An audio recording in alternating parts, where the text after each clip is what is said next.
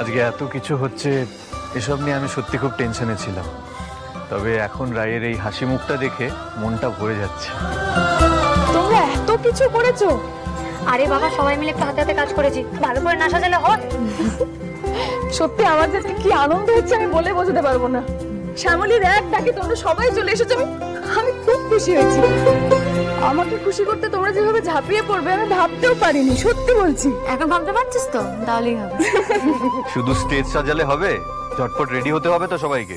একদমই তাই, আমাদের না হয় কম সময় লাগবে, কিন্তু তোমাদের তো বেশি সময় লাগবে। যাও। মোটেই না, আমরাই কেমন ফট করে রেডি হয়ে যাই, দেখবে। Okay guys, then let's rock it. কথা শুনো ছেলে, শুন, রক টক এখন হবে না, এখন হবে বৈশাখী উৎসব। আজ একসাথে পরিবার হই হই রব, নাচ গান ঘুরি বোঝে বৈশাখী উৎসব।